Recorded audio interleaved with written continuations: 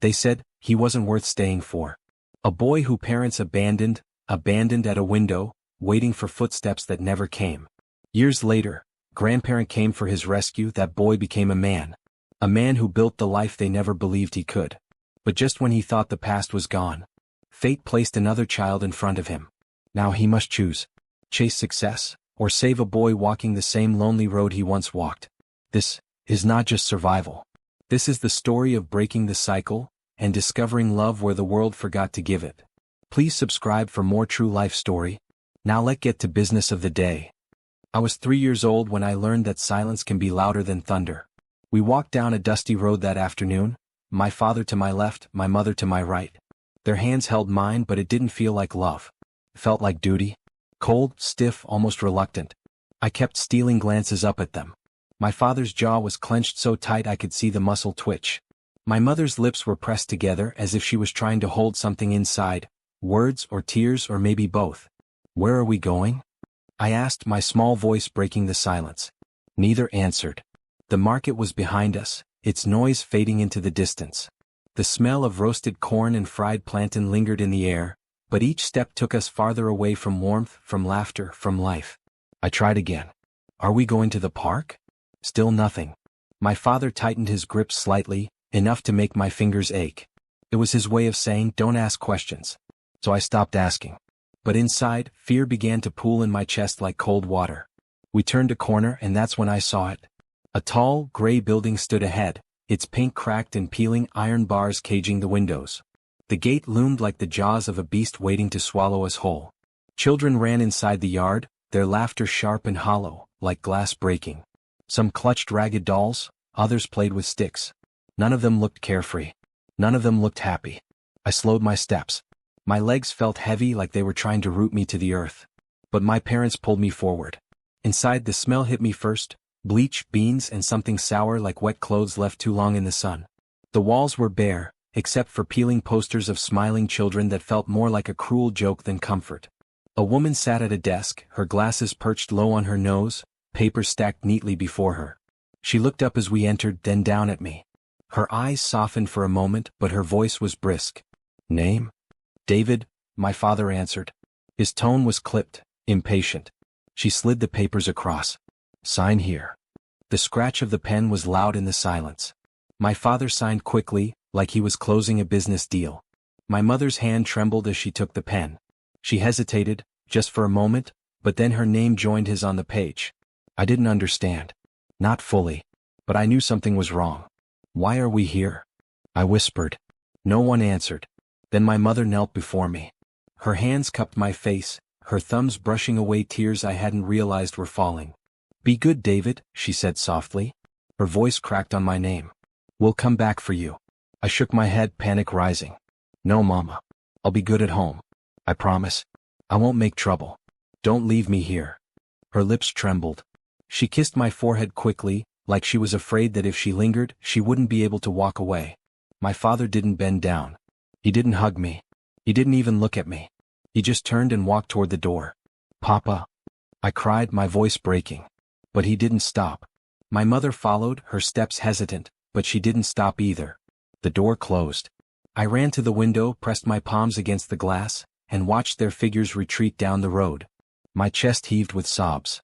Come back, please. Don't leave me. They didn't turn back. Not once.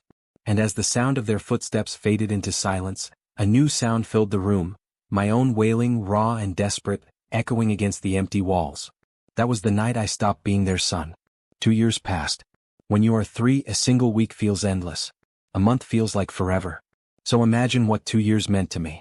To my small hands, my fragile heart, my young mind still trying to make sense of the world, it was an eternity. At first, I clung to hope like a child clutching a broken toy. I told myself my parents were busy. That maybe they had traveled, maybe they had gotten sick, maybe something had delayed them.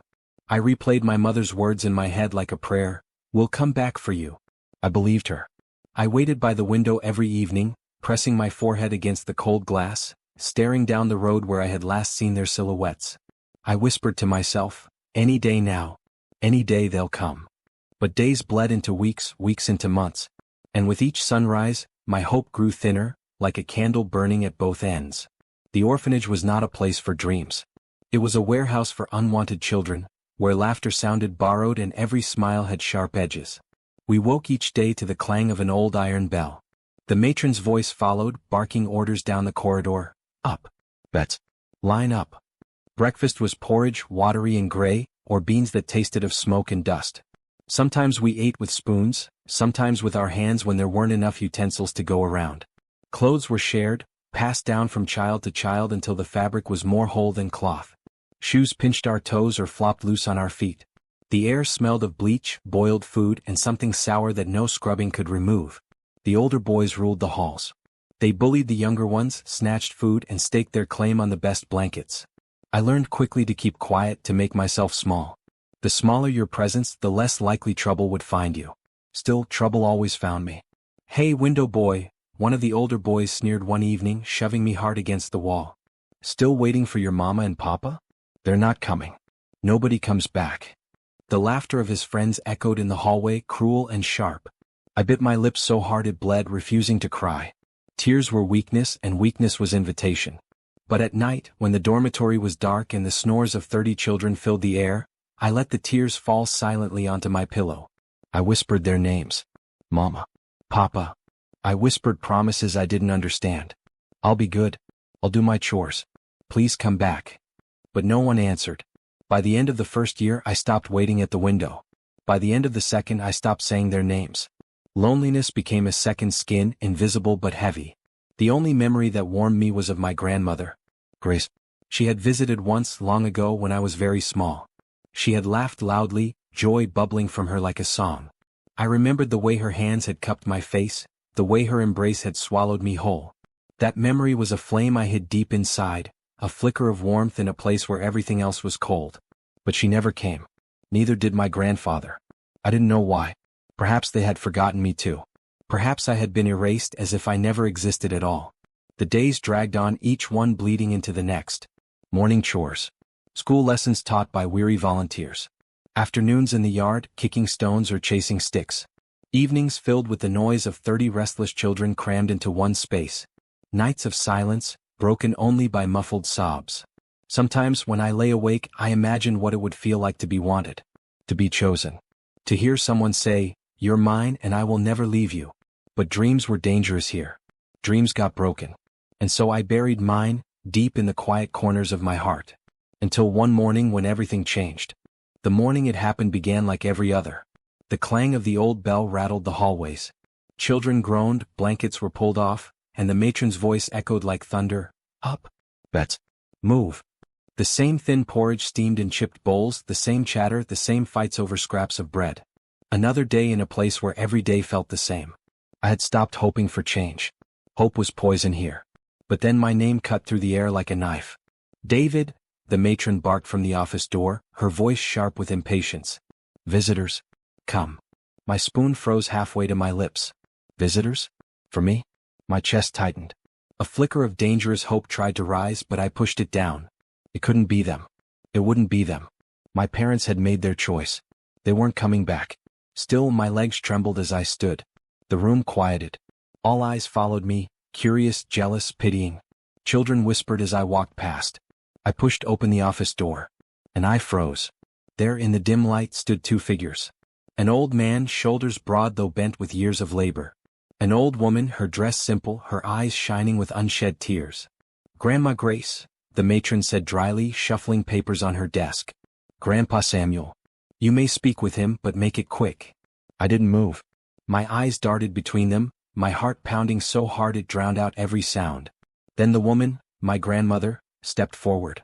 Her face crumpled as she fell to her knees and opened her arms wide. "My child," she whispered, her voice trembling. "My child." And suddenly I was moving, running, throwing myself into her embrace. Her arms closed around me, strong and shaking all at once. She smelled of soap and lavender oil, faint but familiar, a memory resurrected. She rocked me back and forth, tears streaming down her cheeks, her hands running over my arms, my face, as if to make sure I was real. "They didn't tell us," she sobbed into my hair. "They never told us what they had done." Behind her, my grandfather stood like a mountain, silent, steady, but his jaw tight, his fists clenched. His eyes, though, were fire. fire and sorrow all at once. I pulled back, my voice small and broken. Mama? Papa? My grandmother shook her head fiercely. Her tears dripped onto my cheeks. They do not deserve those names, my child. Grandpa stepped forward then. His hands were rough, calloused from years of work, but gentle as he cupped the back of my head. He leaned down, his forehead nearly touching mine. His voice was gravel but steady. Forget them, boy. From today we are your parents. We will never leave you. The matron cleared her throat, annoyed at the scene unraveling in her office. This isn't how it works, she said flatly. She shoved papers across the desk. There are procedures, signatures, approvals. Grandpa turned to her, his shoulders squaring. He wasn't a tall man, not anymore, but in that moment he filled the room. His voice was low, controlled, but carried an authority that silenced even the air. Sign what you must. Stamp what you must. He is leaving with us today. The matron pursed her lips, her eyes flicking to the trembling child in Grandma's arms, then back to Grandpa's unblinking stare. She looked down at her papers, muttering under her breath, but she didn't argue again. I clung tighter to Grandma, terrified that at any moment someone would stop us, that someone would say no, that it had all been a cruel dream. But no one stopped us. For the first time in 2 years I stepped out of that building not as an orphan but as a grandson. The gate groaned as it opened, sunlight spilling onto the courtyard. The other children pressed their faces to the windows, some watching in silence, others whispering, others glaring with envy. I understood them. I had been them. But today was different. Grandma held my hand as if she would never let go again. Grandpa walked beside us, his head high, his steps steady, a silent promise in every stride. And as the gate clanged shut behind us, the world outside suddenly smelled sweeter, fresher. For the first time in years I breathed deeply. I was going home. The car waiting outside wasn't new. Its paint was faded, the tires worn, and the back seat smelled faintly of leather and dust. But to me it was a chariot. I slid into the seat, my small hands clutching the strap of a worn satchel they'd packed for me at the orphanage. 2 shirts, a pair of socks, nothing more. My whole world fit inside it. Grandma sat beside me, her hand covering mine, warm and trembling. Grandpa took the driver's seat, adjusting the mirrors with steady hands. He glanced at me through the rearview mirror, his eyes softening when they met mine. The engine coughed to life, and with a shudder the car pulled away. I twisted in my seat, staring through the rear window as the iron gates of the orphanage grew smaller and smaller, until they vanished behind a bend. For 2 years those gates had been my prison. Now they were gone. Relief should have flooded me. Instead, I felt a strange emptiness, like stepping into an ocean I couldn't see the bottom of. What if I didn't belong with them? What if they changed their minds? Grandma must have sensed the storm in me. She reached over, brushing a strand of hair from my forehead, her fingers lingering as if to reassure herself I was really there. You're safe now, David, she whispered. You're ours. Her words were simple, but they cracked something open in me. Safe. Ours. I had almost forgotten what those words meant. I nodded, though my throat was too tight to speak. The road stretched ahead, winding through fields and scattered clusters of houses. The landscape seemed brighter than I remembered, colors sharper, air cleaner. Maybe it was just that my heart, after years of suffocating, was finally breathing again. Grandpa kept his eyes on the road, but he spoke suddenly, his voice firm, steady. You will not look back, boy. Do you hear me? I swallowed, staring at the back of his head. Yes, grandfather. He nodded, satisfied, though a faint smile tugged at the corner of his mouth. Grace chuckled softly, the sound like a lullaby. Don't frighten the child, Samuel. He's been through enough. I don't frighten, Grandpa said, his eyes still fixed on the road. I prepare. The silence that followed wasn't heavy, it was grounding. I leaned back into the seat, lulled by the hum of the engine and the rhythm of their voices. We stopped once by a roadside stall where roasted maize and palm wine were sold. Grandpa bought me a roasted cob, its kernels hot and golden, smoke curling into the air. I bit into it, the sweetness flooding my tongue. I hadn't tasted food like that in years. Grandma watched me eat, her eyes shining. Slowly, my child, she said, laughing softly. It won't run away. But I couldn't. Hunger had made me greedy, desperate. She didn't scold me further. Instead, she broke a piece of the cob, eating beside me, sharing as though it were a feast. Grandpa stood nearby, sipping palm wine, his gaze scanning the road, protective, always alert. For the first time I began to believe their promise. The journey stretched on, the road narrowing as we left the busier streets behind. Trees arched overhead, their branches whispering in the wind. Somewhere in the distance, a river glistened, catching the late afternoon light. As the sun dipped lower, painting the sky in gold and crimson, Grandpa turned off the main road. The car rattled over dirt and gravel, past small farms and scattered huts. Finally, we reached a compound surrounded by old stone walls, the kind that carried the weight of generations. "This is home," Grandma said softly, her voice thick with emotion. The gate creaked open. Chickens scattered as the car rolled inside. A wide veranda stretched across the front of the house, its wooden beams worn but sturdy. Bougainvillea climbed the walls, bursting with purple flowers. The air smelled of earth, wood smoke and something else, something comforting. Belonging. Grandpa cut the engine and stepped out first. He came around to my side, opening the door with a small grunt. He held out his hand. For a heartbeat, I hesitated. Then I slipped my hand into his. His grip was firm, steady. And for the first time in years I felt anchored. Grandma hurried ahead, opening the front door wide. Inside, the air was cooler, the dim light of evening spilling through lace curtains. The scent of stew lingered in the air. On the table, 2 extra plates had already been set. Grandma touched my shoulder, guiding me in. "Welcome home, David." I stood there, my satchel dangling from my hand, staring at the room, the worn sofa draped in bright cloth, the shelves lined with old books and family photographs, the clock ticking steadily on the wall. Something in me cracked open. My knees buckled, and before I could stop it, sobs tore through me, loud, raw, uncontrollable. Grandma wrapped her arms around me at once, holding me tight. "Cry, my child," she whispered. "Cry it all out. You will never cry alone again." Grandpa stood in the doorway silent. But his eyes glistened in the fading light, betraying the storm he held inside. That night, as I lay on a bed softer than I had ever known, wrapped in sheets that smelled of soap and sun, I whispered into the darkness, "I am home." The first mornings in my grandparents' home felt like waking inside a dream I didn't yet trust. The rooster crowed outside, pulling me from a bed so soft it felt like a cloud. Sunlight poured through the lace curtains, scattering golden patterns across the floor. Somewhere in the distance, a radio played an old high-life tune, its rhythm weaving with the clatter of pots from the kitchen. I lay there, staring at the ceiling, afraid that if I moved too quickly, it would all vanish. At the orphanage, mornings had meant cold water, shouted orders and stale bread. Here, the smell of frying plantain drifted through the house, sweet and rich, like a song written just for me. Grandma's voice floated from the kitchen. "David, come, my child. Breakfast is ready." Her voice carried warmth I wasn't used to. For a moment I froze, unsure how to respond. At the orphanage, meals weren't invitations, they were survival. I walked into the kitchen slowly, satchel still clutched in my hand as though someone might send me away at any moment. Grandma noticed. She dried her hands on her wrapper and crouched down until her eyes met mine. "You don't need to carry that bag, David," she said gently. "This is your house. Everything here is yours too." Her words made my throat ache. Slowly I set the bag down in the corner. It felt like placing my fears on the ground, if only for a while. Grandpa sat at the table, already eating. He didn't say much, but his presence filled the room. When he saw me hesitate, standing near the doorway, he pointed to the chair opposite him. "Sit," he said. His tone was stern, but his eyes were softer than his voice. I sat.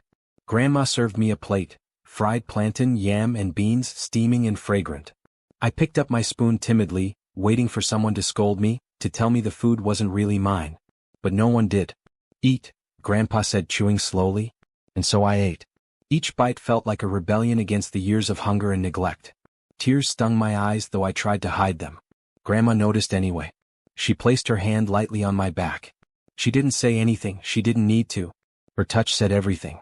The days unfolded gently, like pages of a book I had never read before. Grandma taught me how to sweep the veranda, how to pluck herbs from the small garden, how to fold my clothes neatly. She moved with quiet grace, humming old hymns under her breath, her love stitched into every action. Grandpa was different. His love was not soft, not gentle. It was hard like iron. He rose before dawn, worked the land until sweat glistened on his brow, and expected me to rise with him. "Discipline," he said one morning, handing me a hoe much too heavy for my small hands. "Without it, you are nothing." My arms ached as I tried to lift it. My palms burned. Frustration bubbled in me. I wanted to throw it down, to shout that I wasn't strong enough. But when I looked up, Grandpa was watching me. Not with anger. With expectation. I gritted my teeth and kept going.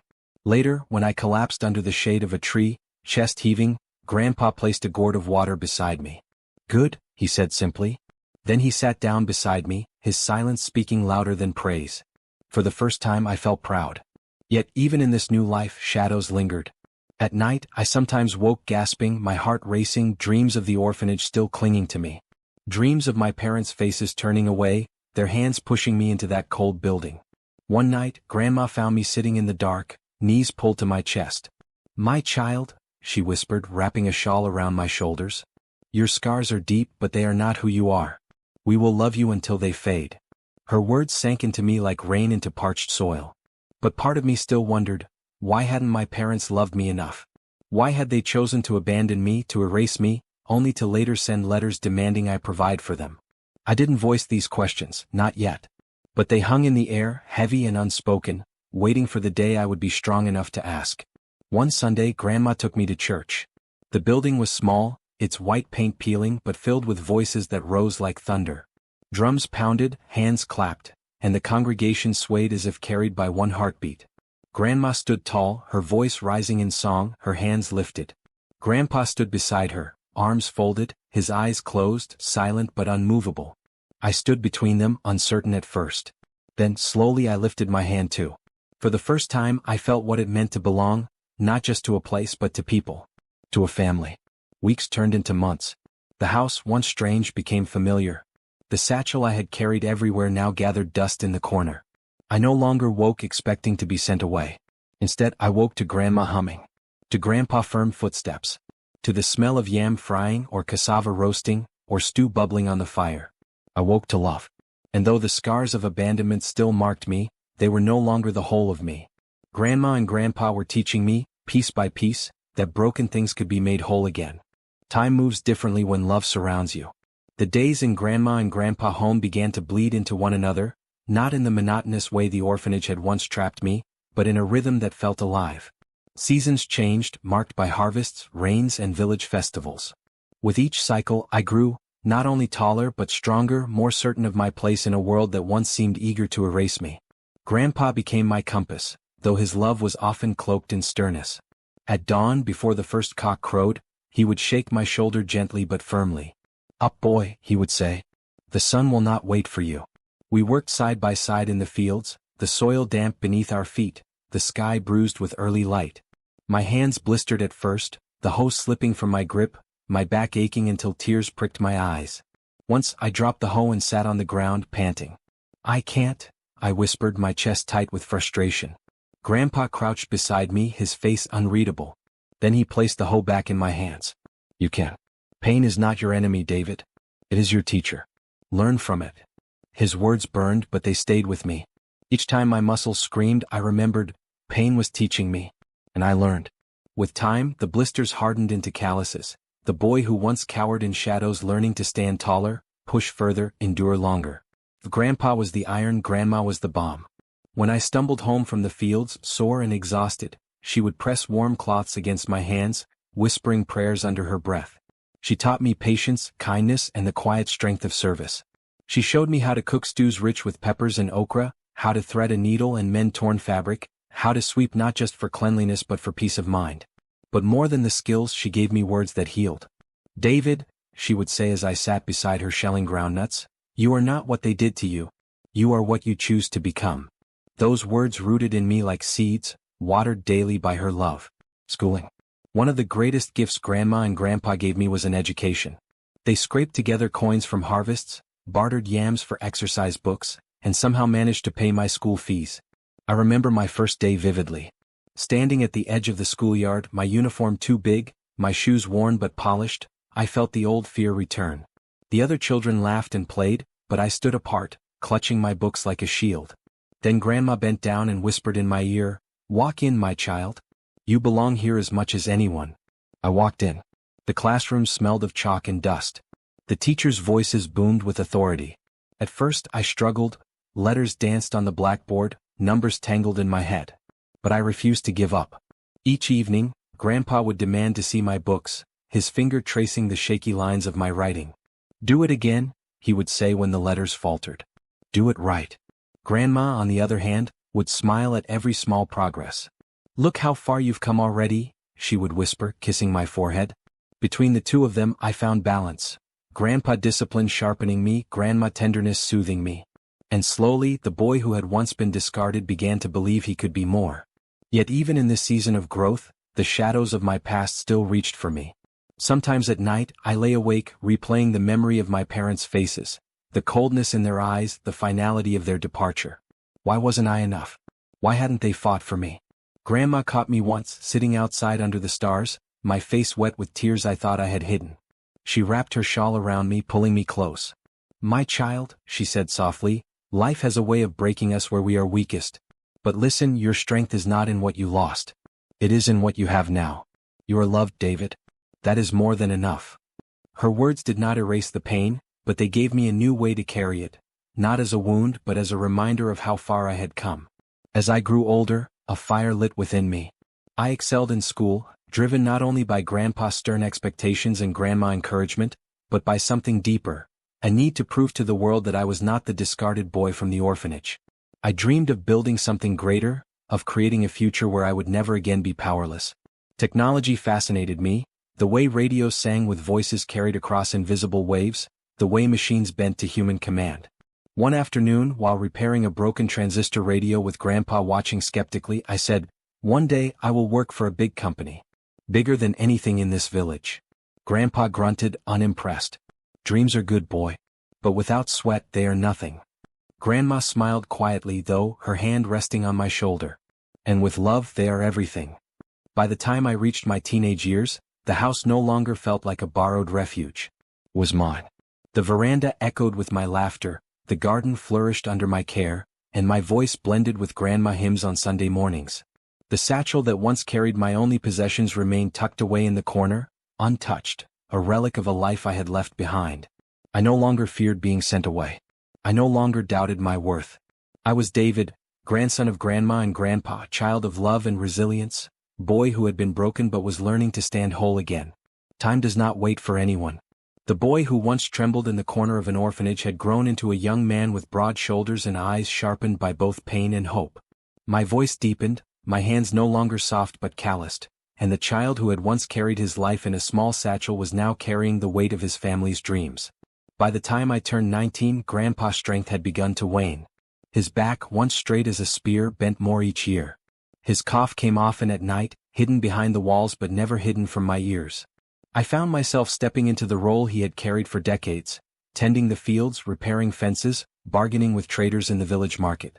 The first time I stood in the market square alone, yams piled in baskets at my feet, I felt the old fear stir. But then Grandpa's voice echoed in my memory, "Discipline. Without it, you are nothing." I lifted my chin, spoke firmly, bargained hard. By the time I walked home that evening, coins jingling in my pocket, Grandma beamed with pride. "You are becoming your grandfather," she said, kissing my cheek. But I shook my head. "No. I am becoming myself." School grew harder as I advanced. Subjects multiplied, exams pressed like weights, teachers expected more. But I carried the determination of a boy who had once been forgotten. I studied late into the night by kerosene lamp, pages of my notebooks covered in neat handwriting. I wanted more than good grades, I wanted a future. A future bigger than the soil beneath my feet, bigger than the village streets that seemed too narrow for my dreams. Technology became my obsession. Radios, generators, even the faint mention of computers that I read about in borrowed magazines, they lit my imagination like fire. I wanted to understand them, to master them, to build something that would outlive me. Grandma supported my hunger. She saved coins in a small calabash jar, pressing it into my hands whenever she could. "For your future," she whispered. Grandpa, on the other hand, tested me with questions that cut deeper than schoolwork. "Why do you want this life?" he asked one evening, watching me scribble equations in the dim light. "Because I want to be great," I said quickly. He leaned forward, his eyes narrowing. "Greatness without character is nothing. Remember that." His words stayed with me, heavy as stone, shaping not only what I wanted but how I would chase it. At 21, I earned a scholarship that would take me to the city for university. The day the letter came, Grandma wept openly, her tears falling onto the paper as she clutched it to her chest. Grandpa stood silent, pride flickering in his eyes though his lips remained firm.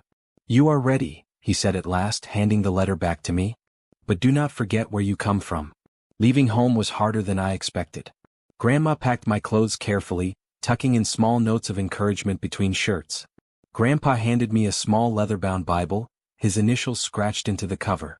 "This is your compass," he said. "When the world confuses you, open it." The bus ride to the city was long, the road winding through villages, fields, and rivers until the landscape transformed into concrete and noise. For the first time I felt the pulse of the city, the honking cars, the flashing lights, the towering buildings that scraped the sky. It was overwhelming but also exhilarating. I was no longer the boy from the orphanage. I was a young man stepping into his destiny. University life tested me in ways I hadn't expected. Lectures were fast-paced, professors demanding, and competition fierce. I was surrounded by students from wealthier families, their confidence polished, their pockets deep. I felt the gap immediately. My shoes were worn, my accent marked me as village-born, and my clothes couldn't compare. Some laughed. Others ignored me. But I had learned long ago how to survive in hostile places. I remembered Grandma's words, "You are not what they did to you. You are what you choose to become." So I chose determination. I studied harder than anyone else. I asked questions others were too proud to ask. I sought out professors, volunteered for projects, and stayed awake long past midnight, chasing knowledge like a starving man chasing food. And slowly I began to rise. Love and loneliness. In the midst of success, loneliness crept in. The city was crowded but isolating. People moved quickly, their lives intersecting briefly before scattering like dust. Friendships were shallow, laughter fleeting. At night, I often sat by my window, staring at the city lights, missing the sound of Grandma humming in the kitchen or Grandpa's heavy footsteps across the veranda. I longed for their steadiness, their love. But I also knew they had given me the tools to stand alone. It was during my second year that I first heard whispers of my parents. A cousin of a classmate mentioned my surname and tilted his head. "Aren't you related to that man who used to live in the city? He said he had a son once." My stomach tightened, but I didn't reply. Still, the thought haunted me. Somewhere out there my parents lived. The same parents who had abandoned me would one day learn of the man I was becoming. I wondered, would they be proud? Or would they be ashamed? And then, darker still, would they come back not with love but with demands? The thought unsettled me, but I buried it. I had no time for ghosts. My future was calling and I would answer. One night, alone in my small dorm room, I whispered into the dark. "I will succeed. Not to prove myself to them, but to honor Grandma, to honor Grandpa, to honor the boy I once was."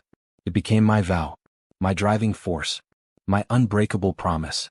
The day I signed my contract with the tech company felt like stepping into another universe. The building loomed high above the city, its glass walls shimmering with sunlight, reflecting a world of power and ambition. Inside, the air was cool, the smell of polished floors and fresh ink thick in the corridors. My shoes clicked against marble tiles as I walked behind the recruiter, my chest swelling with pride. For years I had dreamed of this moment. And now here it was, real, solid, undeniable. When I signed my name on that final page, I heard Grandma's voice in my head, "You are what you choose to become." I had chosen. And I had become. That night I called home. Grandma wept as I told her the news, her tears spilling into laughter. Grandpa's voice was quieter, but the pride in it was unmistakable. "You've done well, boy," he said. "Now walk carefully. Success brings eyes, both good and evil." I didn't understand then how prophetic his words were. A letter arrived 4 months later. I found it in my office inbox, tucked neatly among contracts and memos. At first, I thought it was another congratulatory note. People from the village sometimes wrote to me, proud of what one of their own had achieved. But the words on the page froze the blood in my veins. It was a complaint, filed formally through a lawyer. My father, the man who had abandoned me to an orphanage, who had vanished from my life without explanation or regret, was demanding maintenance. For the rest of his life. The words blurred as I read them again and again. Maintenance. Obligation. Lifelong. I sat back in my chair, my chest heaving. My hands trembled, my knuckles white against the paper. A storm surged inside me, anger, betrayal, disbelief. How dare he? How dare he, after years of silence, after throwing me away like nothing, come crawling back with demands? As if the wound wasn't deep enough, another letter followed. This one was from my mother. Her words were colder, her demands sharper. She wrote of rights and duty, insisting that as her child, I owed her financial support. She even had the audacity to threaten me with legal action if I refused. But she had overlooked one thing.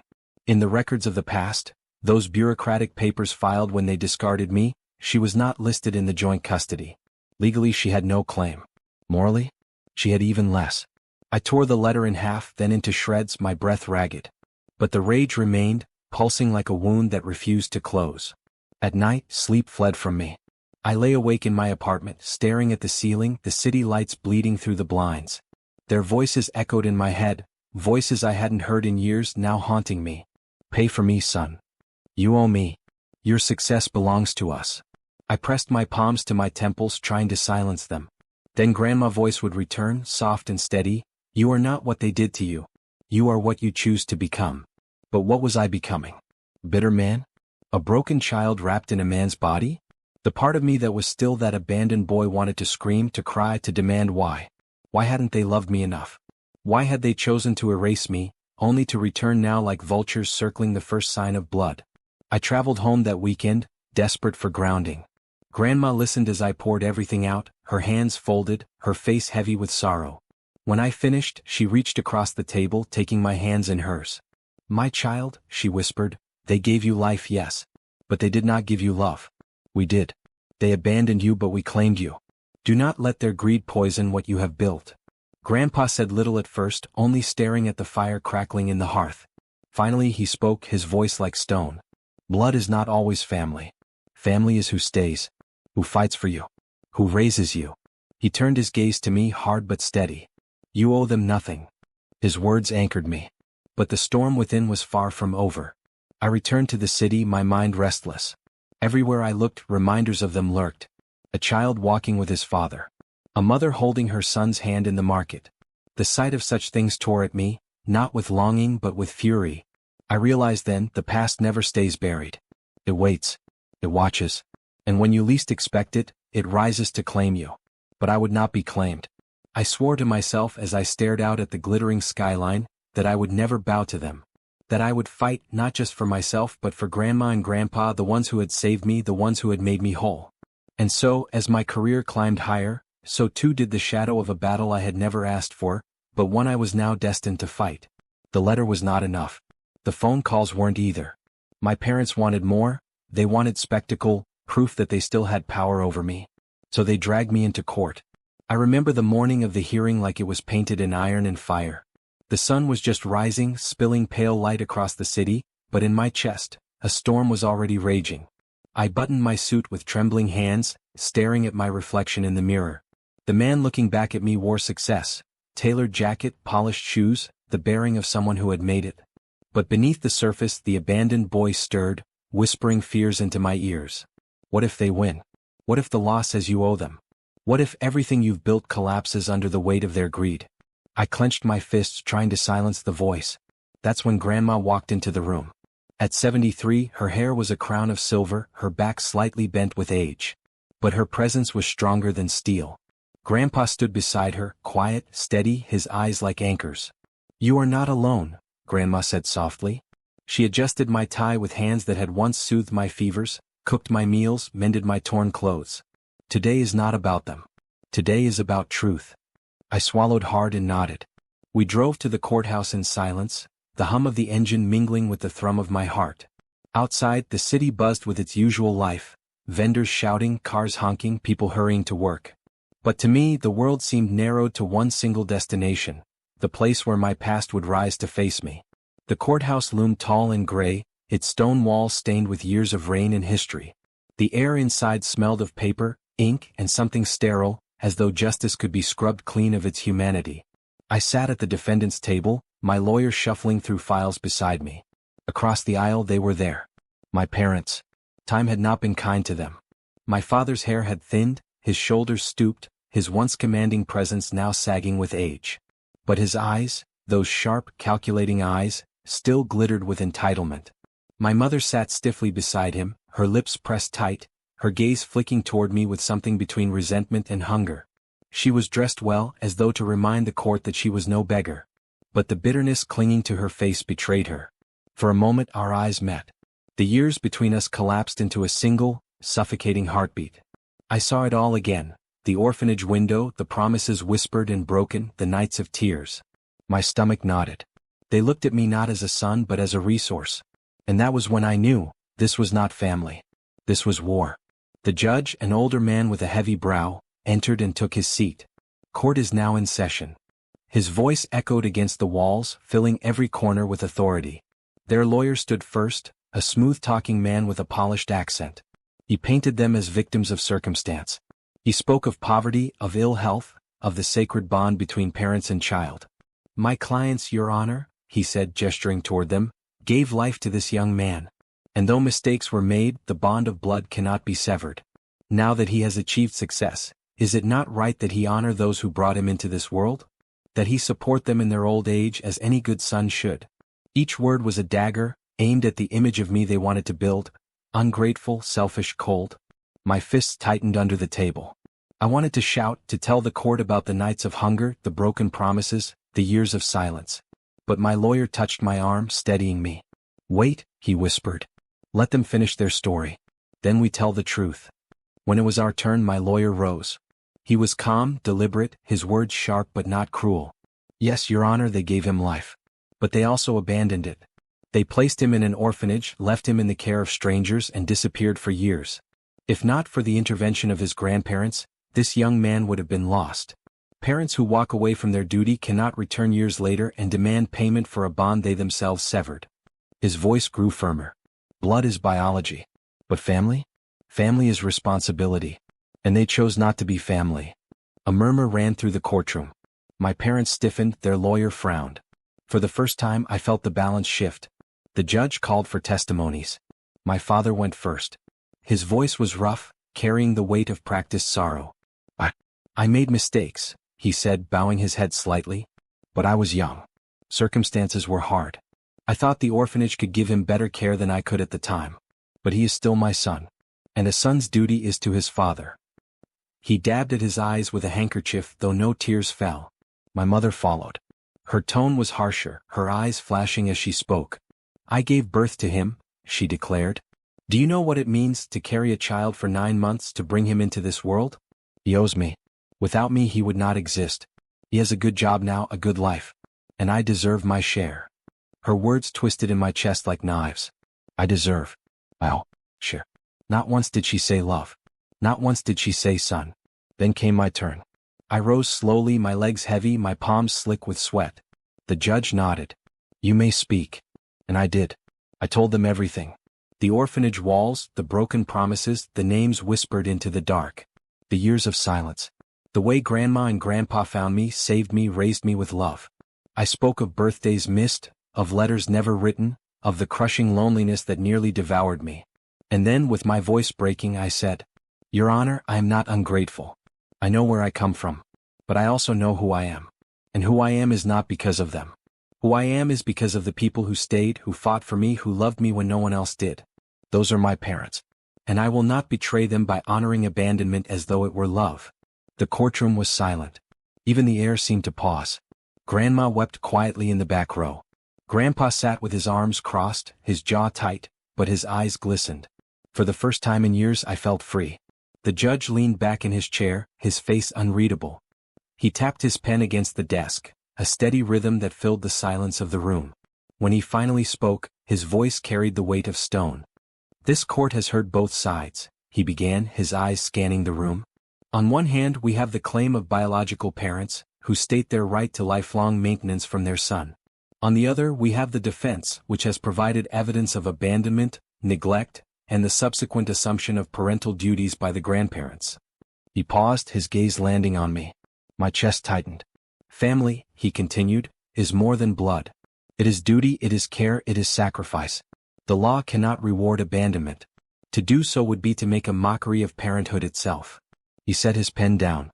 The sound was final, like a gavel striking. "This court rules in favor of the defendant. No maintenance is owed." A gasp rippled through the courtroom. Grandma's hands flew to her face. Grandpa nodded once, a rare but powerful display of satisfaction. I let out a breath I hadn't realized I was holding. Relief surged through me like water breaking through a dam. But the battle was not over. Not yet. The ruling struck my parents like a slap. My father's face darkened, his jaw tightening as he rose abruptly. "This is injustice," he shouted, his voice echoing off the walls. He owes us everything." My mother's composure cracked. She stood too, her hands shaking as she pointed at me. "Ungrateful. Do you hear me? Ungrateful child. Without us you would be nothing. We made you and now you turn your back. Her words sliced through me, but they no longer had power. The years had dulled their blade. The judge banged his gavel sharply. Order. Order in this court. But they kept shouting, their voices desperate, their dignity unraveling before everyone. I watched them, and for the first time I didn't feel anger. I felt pity. They were not giants. They were not gods. They were broken people, clawing at a past they had willingly thrown away. They wanted credit without the cost, love without the labor, harvest without the planting. And now, stripped of their last chance, all that remained was bitterness. Security moved in, guiding them toward the doors. My father's curses grew hoarse. My mother's sobs turned shrill. And then they were gone. The silence left in their wake was heavier than the noise. I turned then and my eyes found Grandma. She was standing, tears streaking her cheeks, her frail body trembling as though she had carried the weight of the trial herself. Grandpa stood beside her, tall, steady, his hand firm on her shoulder. I walked toward them, my steps slow, deliberate. When I reached them, I fell to my knees before them, my voice breaking. "Thank you," I whispered. "For everything. For saving me. For raising me. For being my true parents." Grandma cupped my face in her hands just as she had when I was a boy. "You were never a burden," she said softly. "You were always a blessing. And today the world knows it too." Grandpa nodded, his eyes glistening though he tried to hide it. "Stand up, son," he said firmly. "This is only the beginning. You've won more than a case today, you've won yourself." I rose, my heart swelling with something I hadn't felt in years, peace. As we stepped out of the courthouse into the bright light of day, I realized something profound. I was no longer the boy waiting by the orphanage window. I was no longer the child abandoned, forgotten, erased. I was a man standing tall in the truth of who I was. And no one, not the law, not my parents, not the shadows of the past, could take that away from me.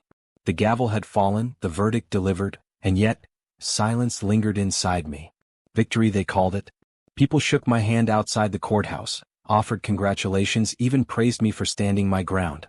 My lawyer smiled, Grandma wept tears of relief, Grandpa grunted his approval. But inside I felt hollow. Because victory doesn't erase scars.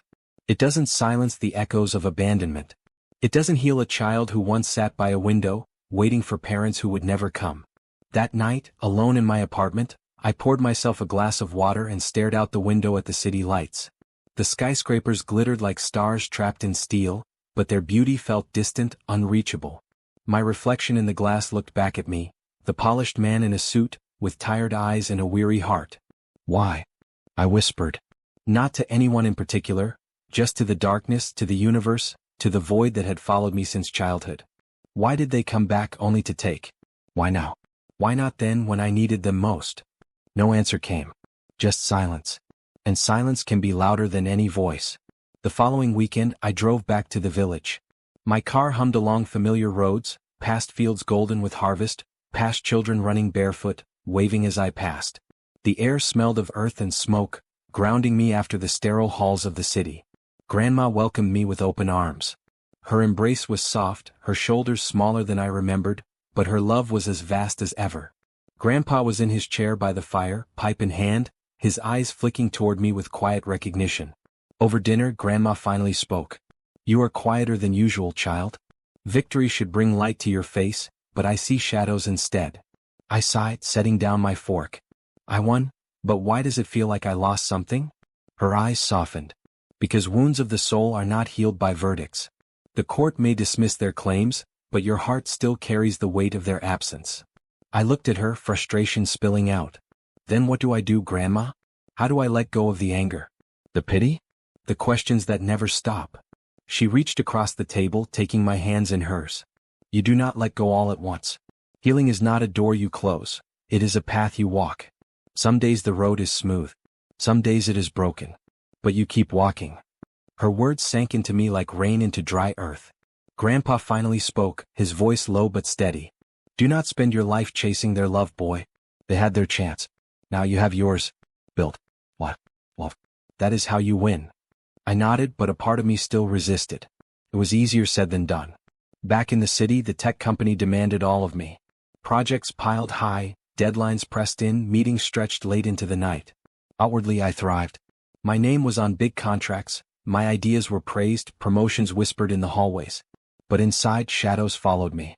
Every time a colleague mentioned their parents, how their mother called to check on them, how their father gave them advice, I felt a knot in my chest. I laughed when they laughed, but when I went home I sat in silence, wondering what it would have felt like to belong in those stories. Some nights I worked until dawn just to avoid the quiet. Other nights I dreamed of the orphanage, the broken windows, the echo of footsteps, the older boys' taunts. I would wake in a sweat, heart racing, the old fear pressing against my ribs. Success had built me walls of glass and steel. But inside those walls I was still the boy who wanted to be chosen. Then came the evening that changed everything. I was walking home late, the city buzzing with neon lights and distant horns. At a corner I saw a boy, no older than 8, sitting on the curb with a tattered backpack. His eyes were wide, lost, the same eyes I had seen in the orphanage mirror years ago. Something in me cracked. "Hey, are you all right?" He shrugged, trying to look strong, but his voice trembled. "My parents, they fight a lot. Sometimes I stay out here." The words hit me like lightning. I reached into my pocket and gave him the snack I had bought earlier, still warm in its wrapper. His eyes lit up as he took it. "Thank you, sir." I walked away, but his face stayed with me. His eyes. His hunger, not just for food but for safety, for belonging. And for the first time in weeks I felt a flicker of something new. Not pity. Not rage. But purpose. Maybe, just maybe, my scars weren't only wounds. Maybe they were maps. Guides. Warnings. Maybe they could point me toward a way to help others who stood where I once stood. The thought lingered, glowing like a small candle in the dark. And that night as I lay in bed, I whispered not to the void but to myself. This is not the end. This is the beginning. The weeks after the trial blurred into a rhythm of meetings, deadlines, and deals. The company was expanding and I was at the center of it. My name began to circulate in boardrooms, my ideas pinned to whiteboards, my signature scrawled on contracts worth more money than I had ever imagined as a boy in the orphanage. Every morning I walked into the tower of glass with polished shoes and a straight back. Assistants greeted me, colleagues nodded with respect, doors opened before me. Success had become a suit I wore daily, tailored and precise. But beneath that suit, another layer of me stirred. Because while my days were filled with presentations and negotiations, my nights carried the weight of something else. The boy on the curb. His eyes. His hunger. His loneliness. I could not shake him. And soon I began to see him everywhere. In the shadows of train stations, in the tired faces of children selling sweets on street corners, in the hollow eyes of kids waiting by orphanage gates. They were me. Every one of them. And slowly, a thought began to root itself in me. If I survived because Grandma and Grandpa stepped in, then maybe I could be that grace for someone else. It began quietly. On weekends, I drove to neighborhoods most of my colleagues never thought about. I walked past crumbling walls, through markets heavy with the smell of fish and dust, until I found orphanages. The first one I visited was smaller than the place I had grown up in, but the air was the same, that mix of bleach, sweat, and silent longing. Children's eyes followed me as I stepped inside, wide and cautious, searching my face for answers. A matron greeted me, her face lined with exhaustion. "Can I help you?" she asked, suspicious at first. "I was like them once," I said quietly, gesturing to the children. "And I just want to help." Her eyes softened. That day I left behind bags of food, clothes, and books. But I also left behind something invisible, a piece of myself. It became a pattern. Saturdays and Sundays were no longer for rest. They were for the children. I would sit with them, tell stories, laugh at their jokes, and sometimes just listen. Because sometimes that's what a child needs most. Someone who listens. The more time I spent with them, the more alive I felt. But the more alive I felt there, the more hollow my weekdays began to seem.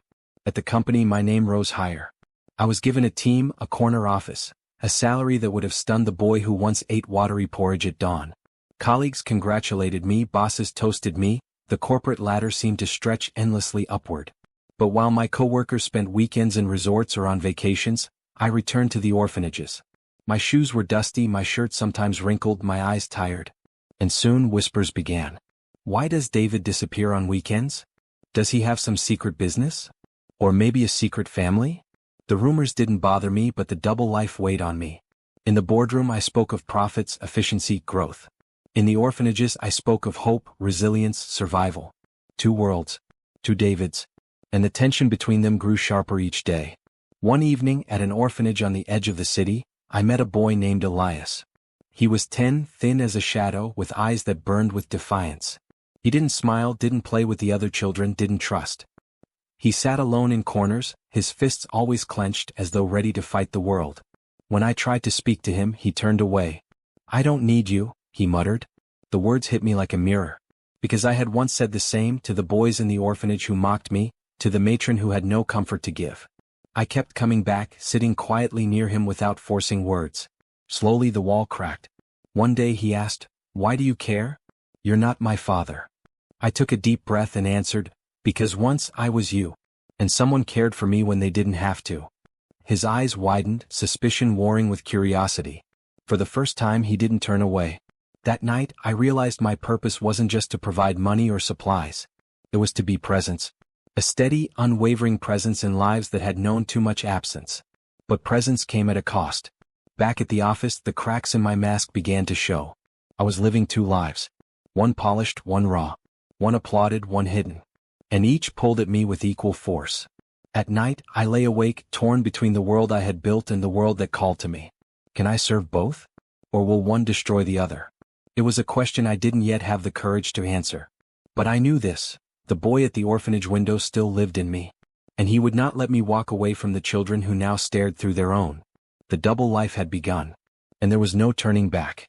By day I was David Thompson, the rising star of the company, the man in tailored suits, the voice executives listened to in glass boardrooms. I learned to speak their language, numbers, strategies, forecasts. They called me the future of the firm. I shook hands, smiled at cameras, and signed deals that made people clap. But by night I was someone else. I shed the suit and tie, drove across town, and walked into an old brick orphanage that smelled faintly of dust and chalk. There I wasn't an executive. I wasn't the future of anyone's firm. I was just a man sitting beside children who knew what it meant to wait for footsteps that never came. For a while I convinced myself I could carry both lives. Success by day. Redemption by night. But the truth is no one can live two lives forever. Cracks always appear. And mine started to show. It began with exhaustion. My days stretched long, meetings stacked on meetings. Harcourt, my boss, noticed first. He had that way of staring through you like a surgeon searching for flaws. One evening after a presentation he pulled me aside. "You've got talent, David," he said, his voice low, his hand heavy on my shoulder. "But talent isn't enough. We need loyalty. Focus. Distractions will cost you. And I don't like distractions." I nodded, the practiced smile on my face. But inside I was already thinking about Elias, the boy waiting for me at the orphanage, the boy who reminded me too much of myself. Still, I tried to keep both lives running. I told myself I could hold the line. I couldn't. Charles, my rival at the firm, smelled weakness. He was sharp, ambitious, the kind of man who didn't just climb ladders, he kicked others off as he went. He noticed my late arrivals, the circles under my eyes. He started whispering in corners, planting seeds. "Where does David go every night? Why does he disappear?" And at the orphanage, Elias noticed too. Children always notice. One night, I arrived later than usual. He was sitting by the window again, the same way I used to when I was his age. He didn't look at me when I walked in. "You're going to leave too," he said flatly. The words pierced me. "Elias, no. I'm not." "You're tired," he interrupted. "You're different. That's what happens before they go. First they get tired. Then they leave." I wanted to tell him he was wrong. I wanted to promise him the world. But his words hit too close to the truth. I was tired. I was different. The cracks were widening. Then came the collision. The company was preparing for the biggest deal of the year. Harcourt called it career-defining. I was to lead the presentation. Everything depended on it: my promotion, my future, my place at the table. At the same time, the orphanage was falling apart. Funding was drying up, inspections were looming, and one night Elias fell sick. So sick the matron called me in tears. Two worlds pulling me apart. I stopped sleeping. I sat in boardrooms with bloodshot eyes, pretending to listen while my mind replayed Elias's fevered breathing. I sat by Elias's bed at night, holding his hand, while my phone buzzed with emails marked urgent. I was failing both lives. The breaking point came in a boardroom. The room was glass and steel, sunlight bouncing off polished tables. Harcourt sat at the head, Charles smirking at his side. I stood before a wall of screens, the biggest presentation of my career loaded and waiting. "Ready, David?" Harcourt asked, his voice clipped. My phone buzzed in my pocket. Once, twice, again and again. I knew before I looked, it was the orphanage. Something had happened. I froze. My throat tightened. I saw Elias's face in my mind, those wide, sad eyes asking me, "You'll stay, won't you?" Harcourt's voice cut through my silence. "David." "Present." Charles leaned back, his smirk spreading. He had me cornered. I looked at the glowing slides. Then at the glowing phone. 2 worlds, 1 choice. My voice cracked as I spoke. "I can't do this." "What?" Harcourt's eyes narrowed. "I won't sell my soul to sit here," I said louder this time. "Not if it means abandoning who I am." The room went dead silent. Charles's smirk vanished. Harcourt's face hardened, cold as stone. I set the clicker on the table, turned and walked out. My heart pounded in my chest, but with every step, the weight lifted.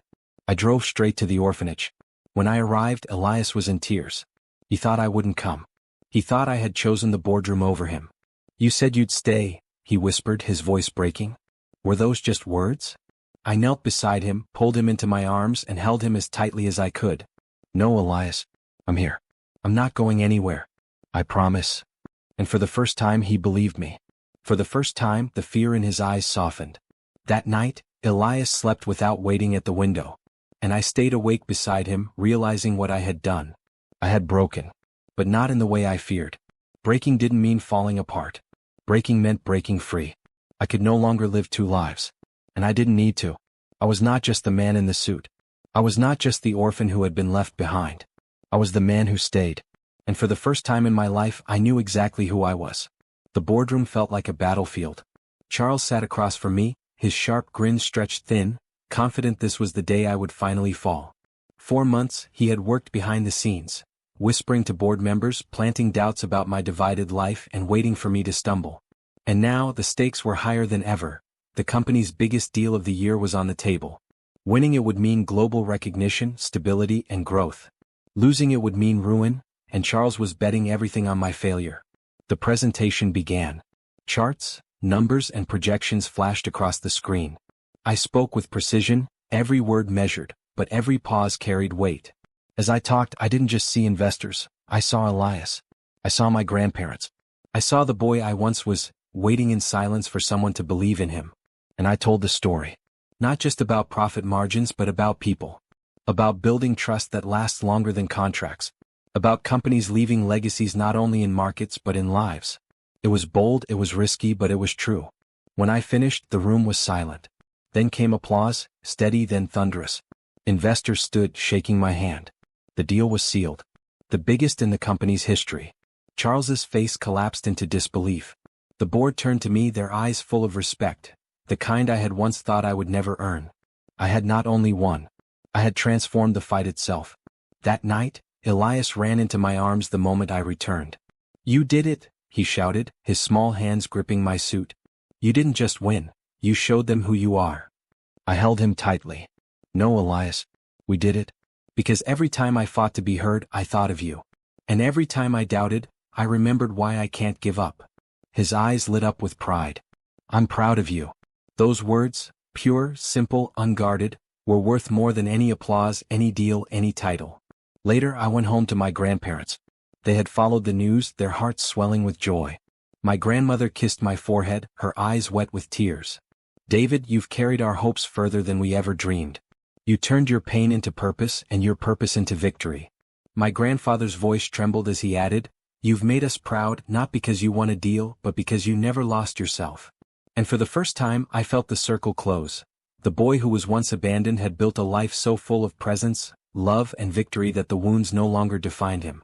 The company began supporting outreach programs, funding scholarships, and opening its doors to children who needed opportunities. My double life had ended, not because I had given up one for the other, but because the two had finally become one. Elias began to heal, and my grandparents lived to see the fruit of their love. I had overcome Charles. I had won the greatest deal of the year. I had made Elias proud. I had made my grandparents happy. And I had finally found peace. Because true victory isn't about defeating others. It's about choosing love, staying present, and turning pain into something greater than yourself. This was my final triumph. And this time I wasn't winning for me. I was winning for all of us. Core moral lessons. 1. Family isn't defined by blood, but by love and presence. The ones who stay and care are your true family. 2. Cycles of pain can be broken by one choice. David could have repeated his parents' abandonment, but instead he chose to stay for Elias. 3. Your past does not define your future. Being abandoned didn't stop David from building success and giving love. 4. True strength is not in wealth or status but in compassion. What mattered wasn't David's tech career, but his choice to give a boy a home. 5. Justice is not revenge, it's breaking the chains of suffering. David didn't destroy his parents, he proved them wrong by living a better way. Shalom.